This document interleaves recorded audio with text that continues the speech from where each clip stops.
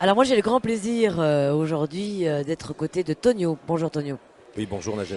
Tonio, éleveur de poules de race pure. Oui, je suis un éleveur de poules de race pure.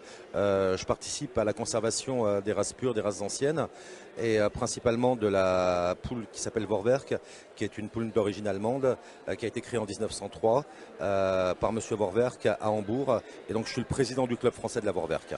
Alors pourquoi les poules, Tonio? Qu'est-ce qui vous intéresse? Qu'est-ce qui vous motive? Qu'est-ce qui vous anime? Qu'est-ce que vous trouvez beau au point d'élever des poules? Alors déjà, pourquoi pas des poules? La poule pour plusieurs de ses aspects, à savoir la poule vous donne des œufs, donc des œufs frais. La poule est un véritable composteur sur pattes, puisqu'une poule peut recycler jusqu'à 200 kg de matière organique par an, à savoir tous les déchets alimentaires. Les pâtes, le riz, etc. ne partiront plus à la poubelle, mais iront directement dans l'estomac des poules. Il y a un aspect ludique. Je travaille beaucoup aussi avec les écoles. Je fais des éclosions en direct dans les écoles. Oui. J'essaie de transmettre ma passion aux plus jeunes. Donc il y a aussi cet aspect qui est très ludique, et je crois que j'aime la poule parce que depuis ma tendre enfance, je suis petit-fils d'agriculteur, Oui. depuis ma tendre enfance, je suis donc dans le milieu de la poule. Donc un jour, il y a quelques années, je suis tombé par hasard sur une exposition avicole. J'ai vu qu'on pouvait faire, en plus de faire des poules, de faire de la belle poule, et donc je suis tombé dans la marmite, et maintenant j'essaye de faire l'excellence au niveau des poules. Alors vous, c'est la poule allemande. Une poule allemande, une des 15 ou 16 variétés de poules Voilà, parce allemandes. qu'il y en a quand même plusieurs. Oui, il y en a Alors plusieurs. qu'est-ce qu'elle a de particulier, celle-ci? Alors, je suis tombé amoureux de la Vorwerk pour ses couleurs déjà, Oui. pour ses couleurs et pour son esthétisme.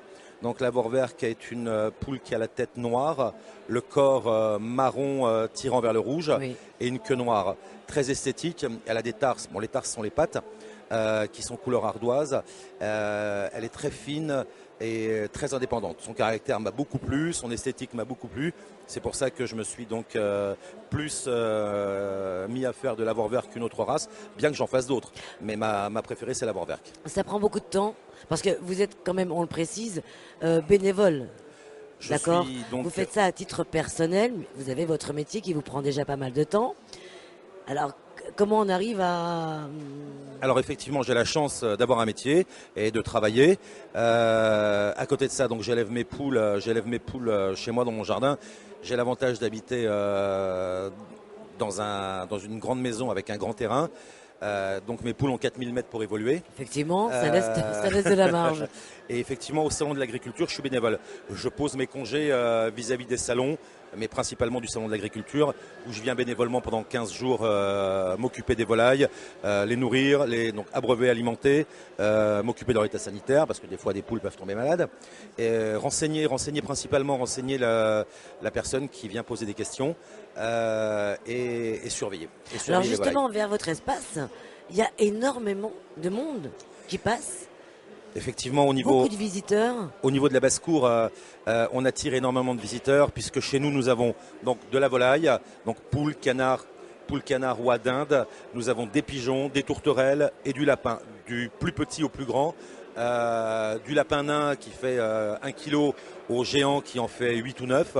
Donc effectivement, ça attire énormément d'enfants, puis derrière les parents.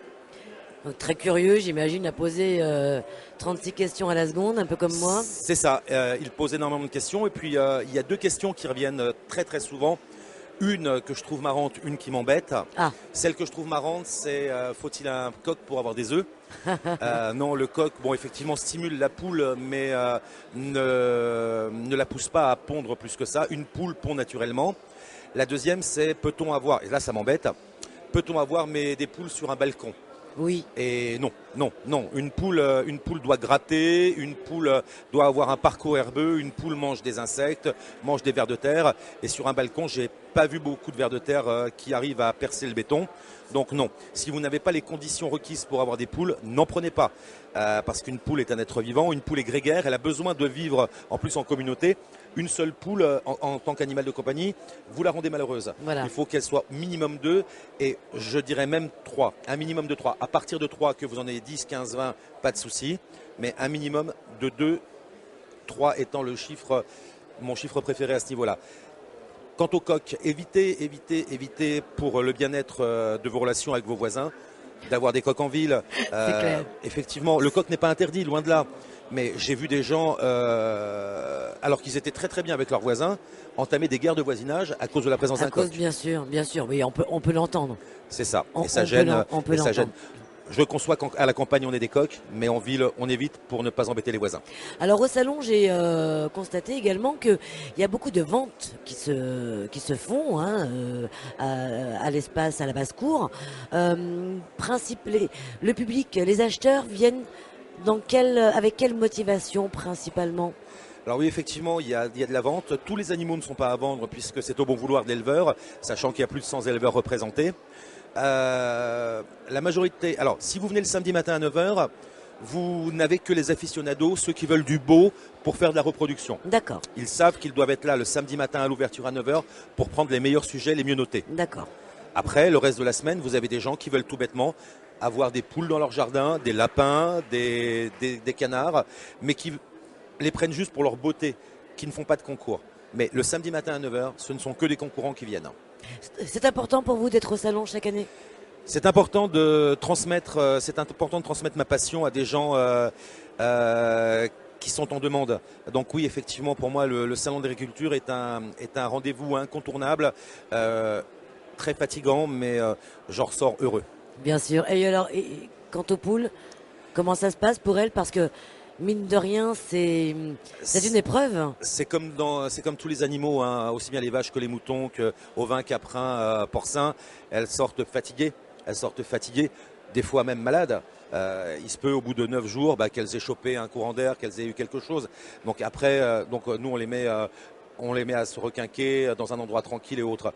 Mais effectivement, pour les volailles, c'est très éprouvant. C'est très éprouvant, ouais. Et vous êtes là pour vous en occuper. On est là pour s'en occuper. On est une dizaine de bénévoles. On est une dizaine de bénévoles pour s'occuper de toutes les bêtes. Donc sachez que le matin et le soir, voire la journée s'il y a besoin, mais surtout le matin avant l'ouverture et le soir après la fermeture, nous nous occupons complètement des bêtes. Eh bien, continuez. Merci beaucoup, Tonio. Merci à vous, Et continuez à transmettre votre passion. Merci à vous. Bonne fin de journée. Merci. Bon salon. Au revoir.